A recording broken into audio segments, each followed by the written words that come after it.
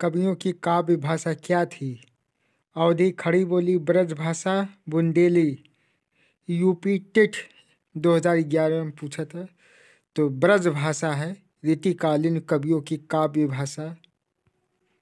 अवधी जो है भक्ति काल के राम काव्य की भाषा थी। खड़ी बोली जो है आधुनिक काल की भाषा है। हिंदी किस परिवार की भाषा है?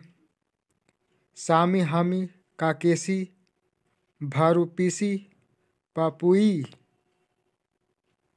हिंदी परोपी परिवार की भाषा है। व्याख्या देखिए सी सही है।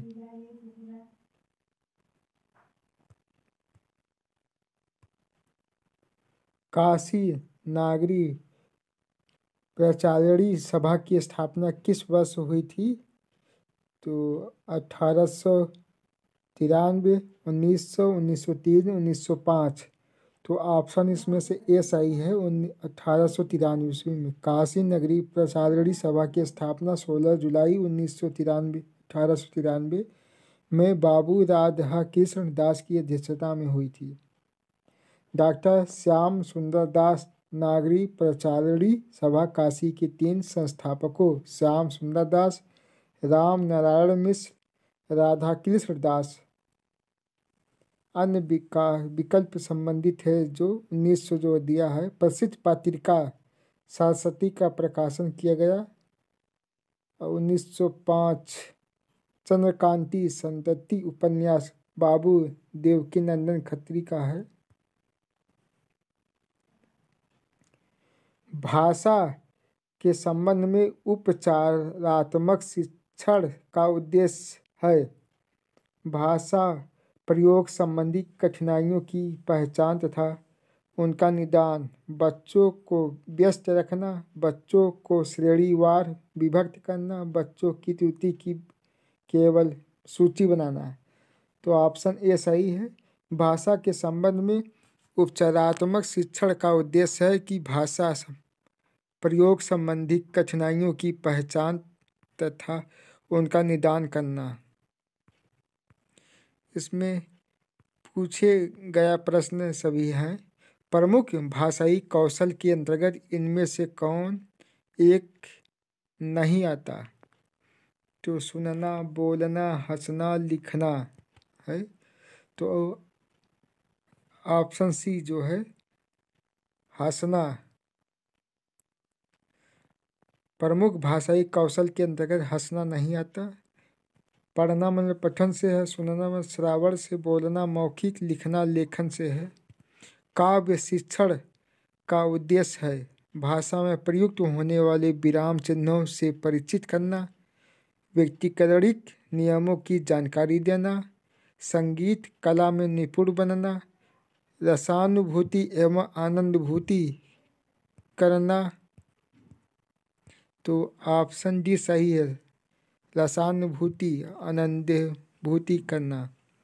22 जो है निम्नलिखित में मौखिक अभिव्यक्ति का रूप है शुद्ध वर्तनी, सुलेख, श्रुतलेख, आशु भाषण। जो इसमें से ऑप्शन डी सही है, आशु भाषण। यूपी टेट 2018 में पूछा था, इस साल भी पूछ सकता है।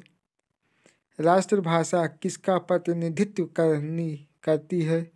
तो राष्ट्रभाषा जो है केवल राज्य का, संपूर्ण मानव का, संपूर्ण राष्ट्र का, संपूर्ण राष्ट्र का। तो ऑप्शन सी जो है संपूर्ण राष्ट्र का प्रतिनिधित्व करती है।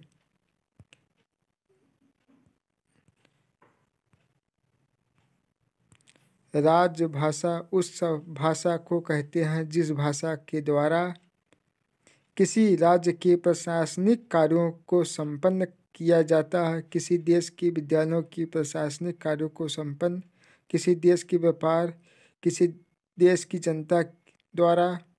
तो ऑप्शन इसमें से ए सही है, किसी राज्य के प्रशासनिक कार्यों के संपन्न किया जाता है। सही विकल्प बताइए। मनुष्य अपनी घोड़ियों की सहायता से संकेतों का उच्चारण करता है। तो इसमें से सही सी है, मनुष्य अपनी वाक्येंद्रियों की सहायता से संकेतों का उच्चारण करता है। सही विकल्प बताओ। भाषा संकेतात्मक, इसमें जो ध्वनियाँ उच्चारित होती हैं, तो ऑप्शन सी सही है। ध्वनियाँ संकेतात्मक या प्रतीकात्मक होती हैं। मातृभाषा कहलाती हैं वह भाषा जिसे बालक अपने पड़ोस के अपनाता व सीखता है, अपने परिवार से, अपने कंप्यूटर से, अपने स्कूल से। ऑप्शन सी जो है सही है। वह भाषा जिसे बालक अपने परिवार से अपनाता व सीखता है।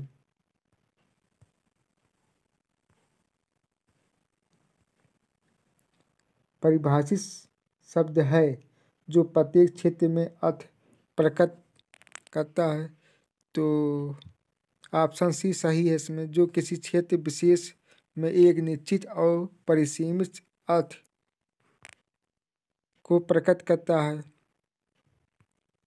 भाषा संकेतात्मक और अर्थात इसमें जो ध्वनियाँ उच्चारित होती हैं, तो किसी व्यक्ति से संबंध, वस्तु या कार्य से संबंध, वस्तु या कार्य से संबंध, क्रिया विशेषण या कार्य से संबंध, तो ऑप्शन सी सही है।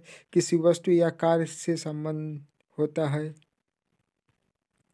स्थानीय भेदों के आधार पर कई बोलियां प्रचलित रहती हैं। बोली, विभाषा, राष्ट्रभाषा, राज्यभाषा।